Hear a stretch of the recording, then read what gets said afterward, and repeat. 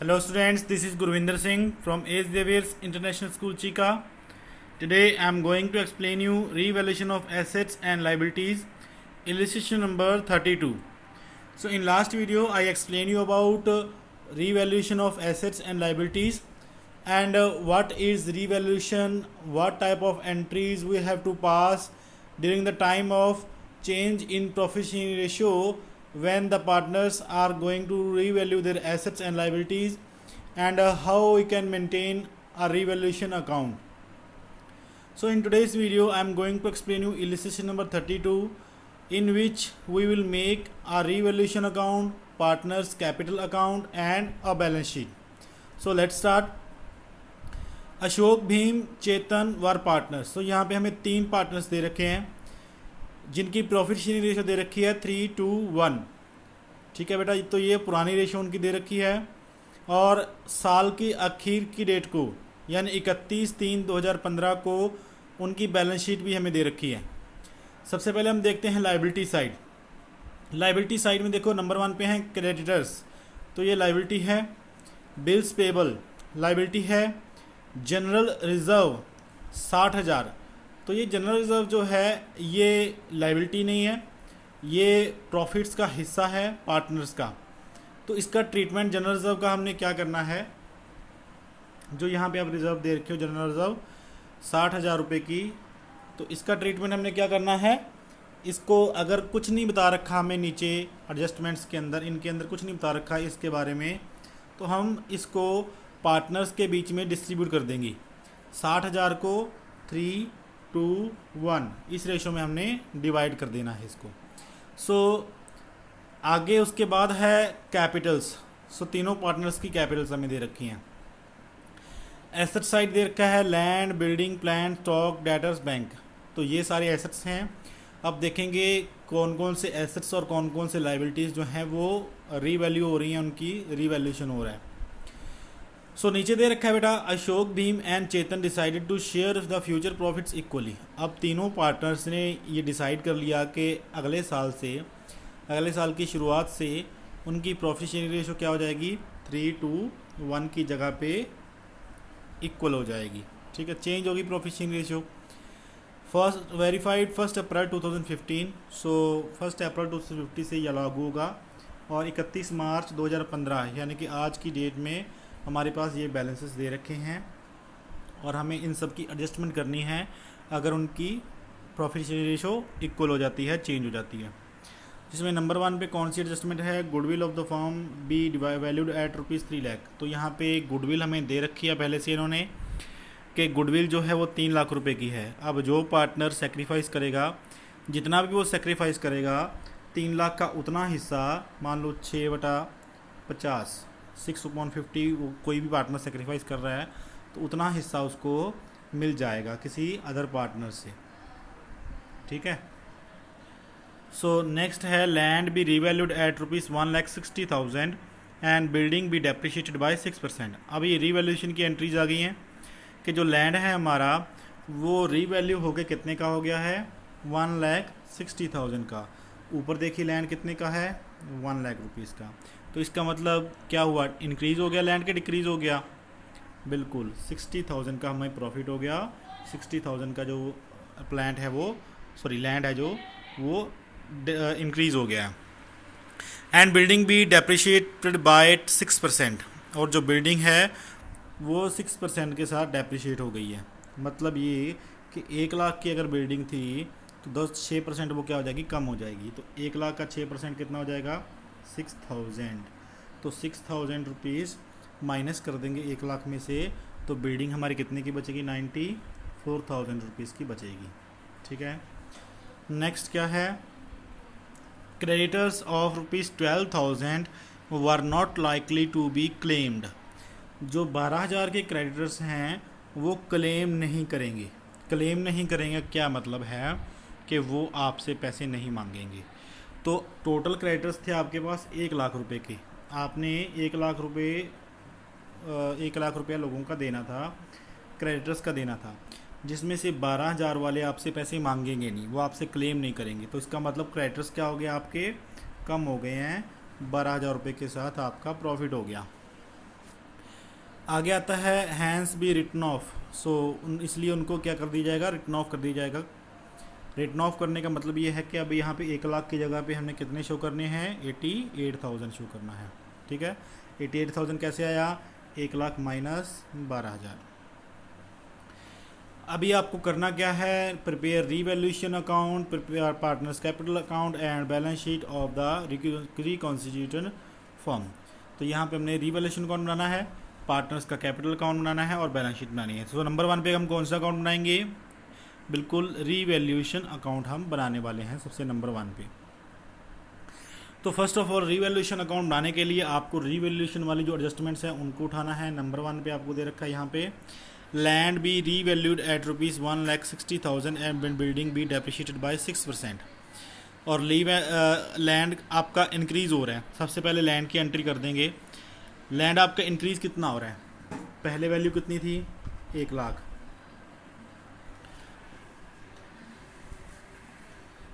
और अभी वैल्यू कितनी हो गई, 1,60,000। तो यानी कि कितने का इंक्रीज़ हो गया, ये 60,000 का इंक्रीज़ हो गया। अब इसकी जनरल एंट्री पहले बनाएंगे 60,000 इंक्रीज़ करने के लिए। अब देखिए, सबसे पहले जब भी आपके पास कोई भी एसेट आता है, परचेज़ करते हो आप, तो क्या करते हो, उसको डेबिट करते हो, या रियल अकाउंट के मुताबिक कोई भी चीज़ आप अगर आपके पास आती है या इंक्रीज़ होती है चीज़, रियल जिसको हम बात कर रहे हैं, उसको आप डेबिट करते हो हमेशा ही।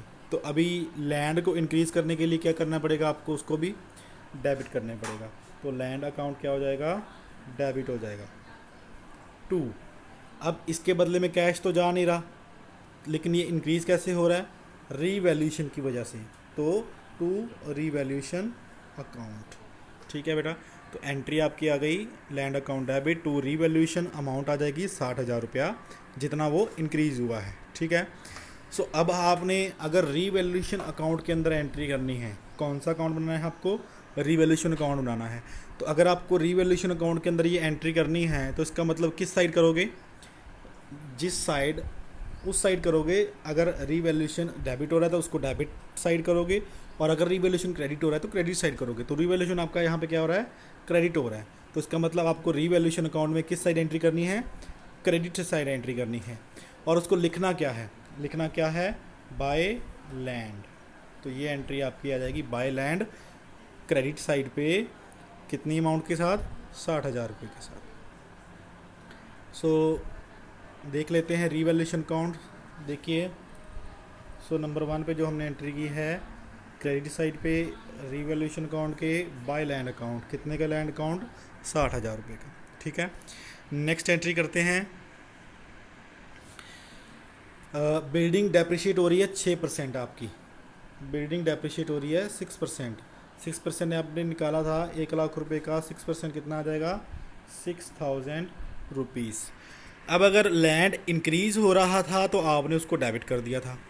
अब बिल्डिंग डिक्रीज़ हो रही है, कम हो रही है, तो उसको क्या करना पड़ेगा, क्रेडिट करना पड़ेगा। सो अब वो बिल्डिंग डिक्रीज़ क्यों हो रही है, क्या आपने बेच दी, नहीं, कैश तो नहीं आएगी ना। तो इसका मतलब किसकी वजह से वो हो रही है डिक्रीज़, रीवैल्यूएशन की वजह से। तो रीवैल्यूएशन अकाउंट यहाँ पे क्या कर दोगे, डेबिट। बिल्डिंग डिक्रीज हो रही है तो डिक्रीज़ होने वाले एसेट को क्या करेंगे, क्रेडिट टू बिल्डिंग अकाउंट। समझ में आ गया है। अब अमाउंट यहाँ पे कितनी आनी चाहिए, 1 लाख या 1,06,000, दोनों में से कोई भी नहीं। सो बिल्डिंग यहाँ पे कितनी डिक्रीज़ हुई है वो अमाउंट हमने लेनी है। 1 लाख की बिल्डिंग थी, 6% डिक्रीज़ हुई है, तो मतलब 6% 6,000 बनेगा। तो 6,000 लेना है, ना तो आपने 1 लाख लेना है, ना ही 1,06,000 लेना है। सो इसकी जनरल एंट्री के मुताबिक अब रिवैल्यूएशन क्या हो रहा है, डेबिट हो रहा है। तो एंट्री किस साइड आएगी, डेबिट साइड आएगी। लेकिन लिखा क्या जाएगा उसको, टू बिल्डिंग अकाउंट, कितनी अमाउंट, 6,000। सो यहाँ पे आपका एंट्री आ गई है, to building account 6,000 rupees entry. ठीक है। सो एक बात और भी आप बस चाहे माइंड में बिठा लो, अगर किसी भी चीज़ में आपको प्रॉफिट हो रहा है रिवैल्यूएशन में, तो उसकी एंट्री क्रेडिट साइड आनी है, और जिस चीज़ में आपको लॉस हो रहा है उस चीज़ की एंट्री डेबिट साइड भी आनी है। अब देखिए लैंड जो था वो इंक्रीज़ हुआ था, तो प्रॉफिट हुआ था 60,000 रुपया, आपने क्रेडिट साइड लिया। और बिल्डिंग जो थी आपकी डिक्रीज़ हो रही थी, तो लॉस हो रहा है, तो उसको आपने डेबिट साइड लिया है।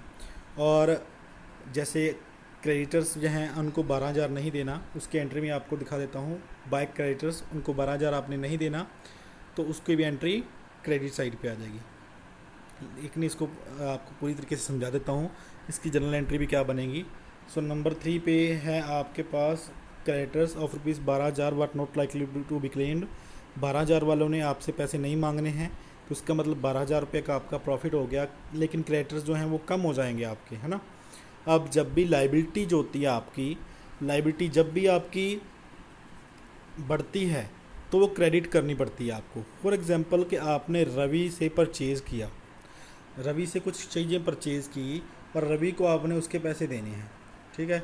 तो अभी आप क्या करोगे, परचेज अकाउंट डेबिट कर दोगे टू रवि, है ना, यही करते हो ना। तो ये लाइबिलिटी रवि की बढ़ गई। रवि कौन है, क्रेडिटर है, ठीक है। तो क्रेडिटर क्या हो गया, इंक्रीज़ हो गया, जिसके कारण आपने उसको क्या किया है, क्रेडिट किया है। तो जब भी एसेट इंक्रीज़ होता है तो आप उसको डेबिट करते हो, लेकिन जब भी लाइबिलिटी इंक्रीज़ होती है तो उसको आप क्रेडिट करते हो।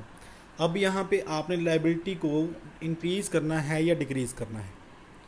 अगर 1 लाख वाले लोगों को 12,000 नहीं देने, तो अब कितने के बचेंगे क्रेडिटर्स, 88,000 के। तो इसका मतलब क्या हुआ, क्रेडिटर्स आपके इंक्रीज़ हो गए कि डिक्रीज़ हो गए, बिल्कुल डिक्रीज़ हो गए हैं। डिक्रीज़ होना आपके लिए प्रॉफिट है, ठीक है। इसकी जनरल एंट्री बना लेते हैं, क्या बनेगी। अब यहाँ पे क्रेडिटर्स अगर बढ़ते तो आप क्रेडिट करते, लेकिन क्रेडिटर्स क्या हो रहे हैं, कम हो रहे हैं, तो उसको क्या कर दोगे, डेबिट कर दोगे। तो क्रेडिटर्स आपके क्या हो गए, डेबिट हो गए। 2 किसकी वजह से हुए हैं, वो रीवैल्यूएशन की वजह से हुए हैं, ठीक है। अमाउंट कितनी आ जाएगी, 12,000 रुपीज़। अब रीवैल्यूएशन में किस साइड एंट्री आनी है, रीवैल्यूएशन क्या हो रहा है, क्रेडिट हो रहा है, लेकिन लिखा क्या जाएगा उसको, बाय क्रेडिटर्स। तो यहाँ पे आप देखिए बाय क्रेडिटर्स करके हमने क्रेडिट साइड पे एंट्री कर दी है 12,000 रुपीज़ की। अब यहाँ पे इसका कोई भी और एंट्री नहीं थी रीवैल्यूएशन की, तो अभी हम इसका टोटल कर लेंगे। इसको भूल जाइए, इस साइड आपका 6,000 का बैलेंस है और इस साइड आपका 60 + 12 72,000 रुपीज़ का बैलेंस है। जब 72,000 में से 6,000 माइनस कर देंगे ये वाला, तो बाकी कितना बच जाएगा, 66,000, ठीक है। तो 66,000 यहाँ पे आपका बैलेंस बच जाता है क्रेडिट साइड का, क्योंकि क्रेडिट साइड ज़्यादा थी, ठीक है। तो क्रेडिट साइड का 66,000 मतलब कि वो क्या होगा, प्रॉफिट होगा। अगर क्रेडिट साइड जो है वो बढ़ जाती है, इंक्रीज होती है in comparison to debit side, तो मतलब आपको प्रॉफिट होगा। लेकिन अगर डेबिट साइड बढ़ जाती है, लॉसेस बढ़ जाते हैं, तो इसका मतलब वो लॉस होगा, ठीक है। यहाँ पे प्रॉफिट्स बढ़ गए थे तो प्रॉफिट हो रहा है। सो यहाँ पे आपने एंट्री करनी है टू प्रॉफिट ऑन रीवैल्यूएशन, और इसको ट्रांसफ़र कहाँ करना है, पुराने पार्टनर्स को।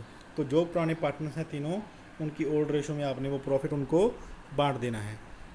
सो 3:1 उनकी रेशो थी, एक को 33,000 आ जाएगा, दूसरे को 22,000 और तीसरे को 11,000 आ जाएगा, किसमें से, 66,000 में से। एंड नेक्स्ट हम चलते हैं बेटा, इस क्वेश्चन का रिवैल्यूएशन अकाउंट इस तरीके से ही बनेगा। नेक्स्ट हम गुडविल की ट्रीटमेंट कर लेते हैं, गुडविल के अंदर क्या करना है। तो यहाँ पे हमें जो गुडविल क्वेश्चन में दे रखी है वो कितने की दे रखी है, गुडविल 3 लाख रुपए की दे रखी है। और इस गुडविल की एडजस्टमेंट करने के लिए हमें क्या करना पड़ेगा, नंबर 1 पे हमें इनका सेक्रीफाइस और गेन रेशो निकालना पड़ेगा। सो सेक्रीफाइस और गेन रेशो निकालने के लिए हमें इनकी चाहिए ओल्ड रेशो और न्यू रेशो। ओल्ड रेशो है 3:1 और न्यू रेशो है इक्वल। तो न्यू रेशो में से ओल्ड रेशो माइनस कर देंगे तो हमारे पास सेक्रीफाइस और गेन आ जाएगा। सो यहाँ पे हमने माइनस कर रखा है, यहाँ पे ओल्ड रेशो दे रखी है। सो ज़्यादातर क्वेश्चंस में आप क्या देखोगे बुक के अंदर, वो अगर सेक्रीफाइस और गेन निकालेंगे तो वो ओल्ड माइनस न्यू वाला फॉर्मूला अपनाएंगे। ओल्ड माइनस न्यू वाले में क्या होगा कि कोई भी जो फिगर है आपकी वो माइनस में कभी नहीं शो करेगा। लेकिन आप न्यू माइनस ओल्ड वाला अगर फॉर्मूला अपनाओगे, न्यू माइनस ओल्ड, तो भी आपका ये ठीक जाएगा। लेकिन इसका फ़ायदा क्या होगा कि अगर मान लो ये सेक्रीफाइस है तो ये माइनस में आपके पास आएगा, ठीक है। तो आपको पता चल जाएगा अगर ये माइनस में है तो मतलब ये अशोका क्या कर रहा है, सेक्रीफाइस कर रहा है। और अगर यहाँ पे ये चीज़ है तो ये पॉजिटिव ही आएगी, तो इसका मतलब क्या होगा कि वो क्या कर रहा है, गेन कर रहा है। ठीक है, तो आप चाहे तो न्यू माइनस ओल्ड वाला फॉर्मूला अपना सकते हो, आप चाहो तो जो रेशो बड़ी है उसको पहले ले सकते हो और छोटी रेशो को बाद में ले सकते हो। ठीक है, माइनस करने के लिए। सो हमने अशोका, भीम और चेतन तीनों के शेयर्स में से जो न्यू रेशो है वो निकाल दी है, जिसके साथ ही अशोका जो है वो 1/6 के साथ सेक्रीफाइस कर रहा है। अशोका 1/6 के साथ क्या कर रहा है, सेक्रीफाइस। भीम के शेयर में कोई चेंज नहीं आया, जितना था पहले से उतना ही है। और चेतन के शेयर गेन कर रहा है 1/6 के साथ। इसका मतलब ये हुआ कि अशोका ने अपना 1/6 शेयर किसको दे दिया है, चेतन को दे दिया है। तो अब चेतन को उसके बदले में क्या देना पड़ेगा, आपको पता है गुडविल का जितना हिस्सा वो सेक्रीफाइस कर रहा है अशोका, उतना हिस्सा किसको देना पड़ेगा, चेतन को अपने अकाउंट से देना पड़ेगा। देखिए, तो अब यहाँ पे गुडविल, टोटल गुडविल कितनी है, 3 लाख रुपए की। सेक्रीफाइस कितना कर रहा है चेतन, 1/6 कर रहा है। तो 3 लाख का जब 1/6 करोगे तो कितने अमाउंट आ जाएगा, 50,000 रुपीज़। तो इसका मतलब ये हुआ कि अब जो चेतन है उसको डेबिट करोगे, गेनिंग पार्टनर को डेबिट करोगे टू सेक्रीफाइसिंग पार्टनर यानी कि अशोक का। ठीक है, टू अशोक। सो यहाँ पे अमाउंट कितनी आ जाएगी, 3 लाख का सेक्रीफाइस रेशो, 3 लाख का 1/6 यानी कि 50,000 50,000। ठीक है, तो चेतन के अकाउंट में से डेबिट करना है, अशोक के अकाउंट में क्रेडिट कर देना है इसको। इसकी एंट्री जो है अब चेतन के अकाउंट में भी होगी और अशोक के अकाउंट में भी होगी। चेतन के अकाउंट में डेबिट साइड होगी और अशोक के अकाउंट में क्रेडिट साइड होगी।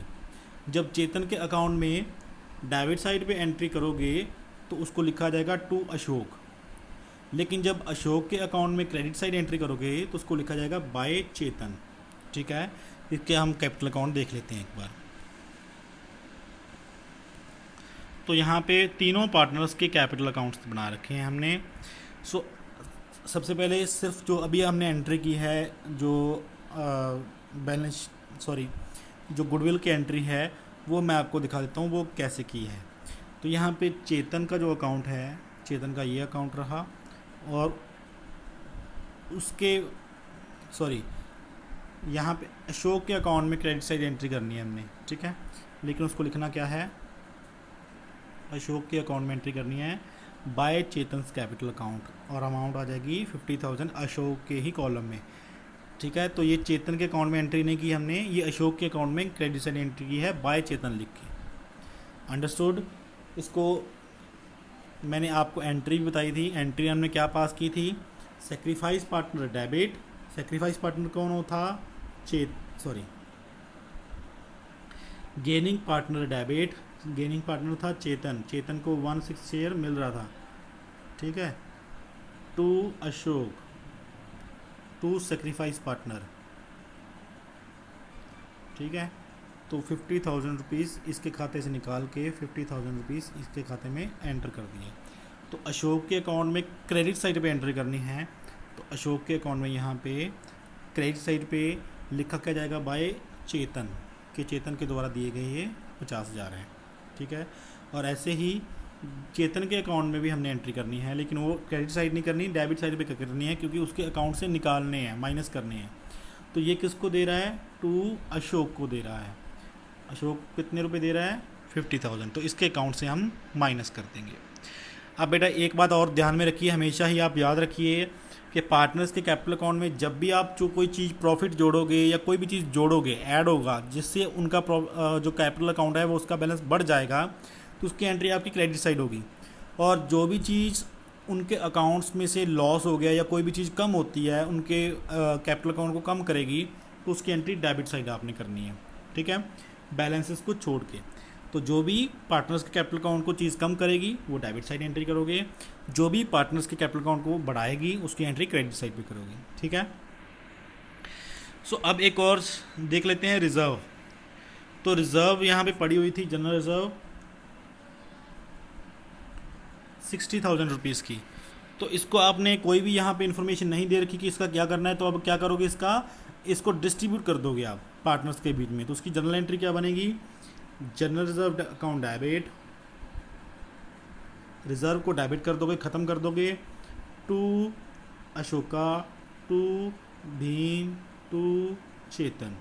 किस रेशो में, 3:1, ओल्ड रेशो में ही। पुराने प्रॉफिट्स को, जैसे ये रिवैल्यूएशन का कोई प्रॉफिट था, ये भी पुराना प्रॉफिट ही था, पुराने प्रॉफिट को या पुरानी रिजर्व्स को पुरानी रेशो में ही आपने हमेशा डिस्ट्रीब्यूट करना है, ठीक है, न्यू रेशो में नहीं करना।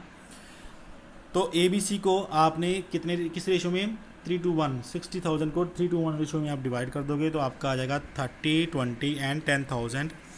इसकी अब एंट्री किस अकाउंट में करनी है, कैपिटल अकाउंट्स में। ABC यानी कि अशोक, भीम और चेतन के कैपिटल अकाउंट्स में अभी हमने एंट्री करनी है डायरेक्टली। तो ये पार्टनर्स के कैपिटल अकाउंट आ गए हमारे पास। तो नंबर 1 पे बैलेंसेस की एंट्री हमने कर दी। बैलेंसेस आपको लाइबिलिटी साइड पे दे रखे हैं, पुराने बैलेंसेस 2 लाख, 1 लाख और 50,000, ठीक है। ये क्वेश्चन में आपको बैलेंस शीट में लाइबिलिटी साइड दे रखे हैं, उसको आपने ले लिया। नंबर 2 पे जनरल रिजर्व, जो भी अभी हमने आपको बताया, अशोका के अकाउंट में 30,000, भीम के अकाउंट में 20,000 और चेतन के अकाउंट में 10,000 रुपये डाल दिया आपने।